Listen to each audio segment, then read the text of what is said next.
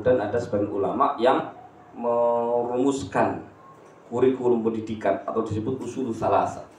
Usulul salasa itu 3 pokok pendidikan. Jadi Allah menganugerahkan kepada orang mukmin berupa rasul dari kalangan mereka. Yang apa rasul ini? Pertama, yatslu alaihim ayati, membacakan ayat-ayat.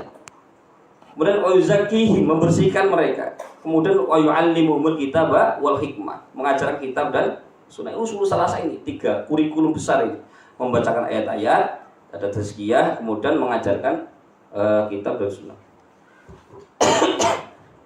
Ini yang masih mempraktekkan pesantren-pesantren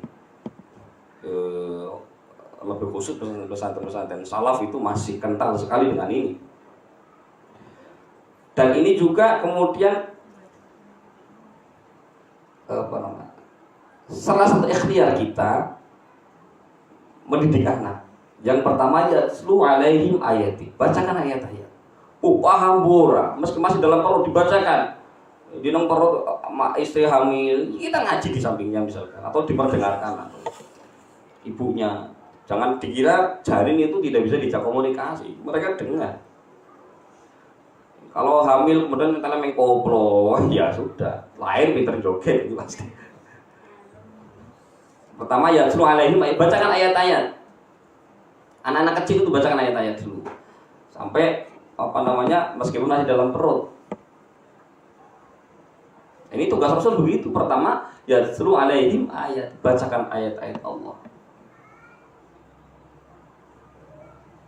Bagaimanapun kalau tiap hari dengar, itu ya akan rosikhoh, akan tembus ke hati itu pasti. Setelah dibacakan baru wayuzakihim, ada tazkiyah, membersihkan hati. Ini yang kadang-kadang hanya di pendidikan modern tidak dipraktekkan, atau kadang mempraktekkan dalam bentuk yang lain. Dulu itu kalau cerita-cerita kiai sepuh itu banyak sekali yang kemudian sampai pondok di sana tidak langsung ngaji. Kadang diperintah ke sawah, diminta ngarit, itu apa?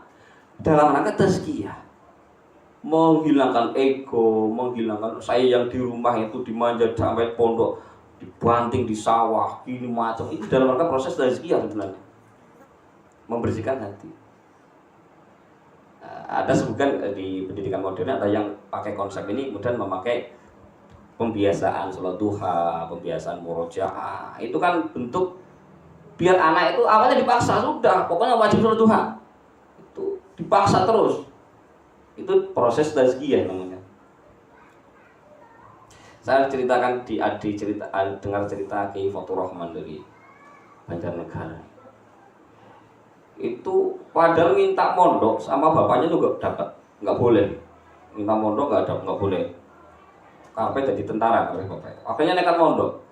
Sampai pondok bukannya ngaji, dibelikan marmut sama kiainya. Udah kamu sekarang ngarit ini marmut diopeni, marmut 2. Wah nggak pernah ngaji, tugasnya pokoknya ngopeni marmut. Hampir 1 tahun. Memang bener ngarit, sementing ngarit marmutnya waras sudah selesai. Nah setelah sudah sekian lama disauko, berapa marmutnya? Sudah banyak sekian berapa enak. Ayo kita ke pasar.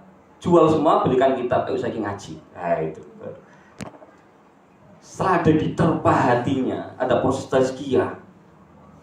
Itu ilmu ya sudah belum masuk itu, karena sudah samina wa ta'na sama guru. Sudah samaan wa ta'na. Ada di Kediri itu, ceritanya Kiai sepuh itu. Mbah Yai itu kitabnya ngumpul di sini. Kadang sudah ngumpul santri ngaji, ambil kitab. Bismillahirrahmanirrahim. Ampun Yai, saya tulis sana sendiri. Oh keliru. Al-Fatihah betul. Kamu keliru. Oh keliru nih. Oh keliru lagi. Ya sudah, sekarang kita ke sawah saja. Gitu. Kita ke sawah. Matun, apa tandur apa begitu. Itu yang kadang-kadang orang-orang yang modern itu nggak tekan begitu. Tapi ada begitu, ada proses tazkiyah memang di dalam pendidikan ada tazkiyah. Itu dalam rangka bentuknya macam-macam, bisa berupa khidmah, bisa berupa yang penting meluluhkan hati kita. Kalau di anak-anak modern di sekolah-sekolah umum ya paling tidak itu pembiasan sholat duha, murojaah misalkan, pagi wajib ini, wajib itu. Awalnya terpaksa, tapi kalau sudah jadi rutin, nanti keluar sekolah itu kayak ada rutinan yang enggak, ya kayak kangen suasana sholat duha, hanya terus jalan, itu berarti sudah masuk. Jadi pertama ya semua alaihim itu udah paham nggak paham, dengarkan anak-anak itu bacaan Al-Quran. Baru tazkiyah. Setelah tazkiyah wa yu'allimuhumul kitab wal hikmah, baru dikasih ngaji. Ya begitu. Belum apa-apa sudah diajari langsung ngaji bab jihad pisan. Ya sudah, senangnya ngebom. Oh ayo masuk itu, oh, kafir ini bom kan. Karena belum ada tazkiyah di sini, belum ada. Belum dibersihkan dulu hatinya. Langsung dicekoki ayat-ayat perang, terus dia balik cekoki doktrin-doktrin ini sesat, khurafat bidah. Jadi teroris pasti. Jadi tukang ngebom ya begitu, karena salah konsep yang diajarkan betul tapi konsepnya salah. Tidak pakai usul salah tadi, tidak mendalami tentang bahwa kajian Nabi itu yang pertama ya seluruh alim ayati, dibacakan ayat, membacakan ayat itu kepada para sahabat. Wa yuzakihi, membersihkan mereka.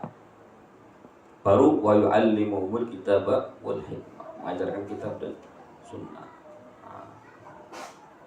Silakan jangan praktekkan ke anak-anak itu.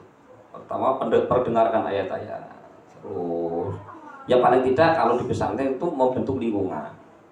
Ya enak di pesantren udah yang penting lingkungan terbentuk, tiap hari dengan orang ngaji, maka lama-lama itu sudah ada berkahnya pasti. Kalau di kampung ya kita sendiri, kita ini memperdengarkan pada anak-anak hal-hal yang baik, ayat-ayat Al-Quran. Jadi kepengen kolong-kolong ruangannya dangdut ya pakai headset gitu. Jangan sampai kalau seru-seru anak cilik-cilik kerung kabeh ya sudah, cendol dawet kabeh dadi. Iwak peye. Aku angel diatur lho, kayak orang begitu masalahnya. Tidak diperdengarkan ayat-ayat dari awal. Jadi memang dari awal diberikan ayat-ayat dulu, kemudian ada tazkiyah. Ada tazkiyah itu paksaan, iya dipaksa anak-anak itu. Jam sekian bangun bu jam 6, bu jam setengah itu sholat subuh, tetap wajib sholat subuh, dikawal sholat subuh. Meskipun belum balik, itu udah merangkat tazkiyah tadi. Agar nanti begitu balik sudah jadi rutinitas, sudah jadi kebiasaan. Baru itu kalau sudah terbentuk wa yu'allimuhumul kitab wal hikmah, sudah belang itu masuk. Saya dulu di pondok itu masuk itu tidak semudah yang pengalaman saya ketika di rumah. Santri paling sekitar 50 itu kan hampir tiap hari itu ngerewangi kesibukan kiai karena sedikit. Masuk di pondok ala santri 1.500. Sudah ada job-jobnya, santri dalem, sing penggenang sawah ada, sing di warung ada, sudah lengkap semua. Sehingga sampai rindu kepengin ngewangi nang sawah Mbah Kiai, sampai rindu sampai kepengin. Dalam kata tadi harus ada khidmah, itu harus ada. Sampai nembusi dalem. Kalau butuh tenaga banyak kabari saya. Matun atau apa itu kita yang minta, saya yang minta nembusi dalem. Butuh tenaga wae, ayo kabari. Seneng sampai kita ke sawah itu seneng. Bukan gue suruh apa nang pondok malah dipelkoto kayak ngene. Wah, itu enggak paham namanya. Enggak paham proses tazkiyatun nafs itu. Enggak paham. Kalau ya itu kalau enggak ada tazkiyah dimasuki ilmu, ya susah karena masih karpeng lonjak terus. Nah, sekarang kadang-kadang berlindung di bawah pasal HAM. Wah, kacau. Keras dikit kepada murid diprotes. Wani wae lagi. Berlindung di bawah HAM, di bawah slogan manis sekolah ramah anak lah ya kacau ini. Itu bagus, sekolah ramah itu bagus, tapi jangan kemudian dipelintir sehingga menyampaikan proses ini. Ada betul tazkiyah itu pemaksaan kepada untuk pembiasaan hal kebaikan dalam rangka tazkiyah. Baru wa yu'allimuhumul kitaba wal hikmah. Begitu konsepnya. Namanya usul salah 3 pokok besar kurikulum pendidikan, yaitu ada yatslu alim ayati, kemudian nulis tazkiyah, kemudian taklim.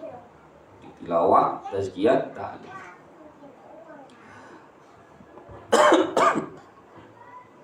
Jadi nek kolo-kolo di kongkon kiai, di kongkon guru, memang kolo-kolo itu bismillah, niat khidmah begitu. Jangankan kolong-kolong tiap hari harusnya siap.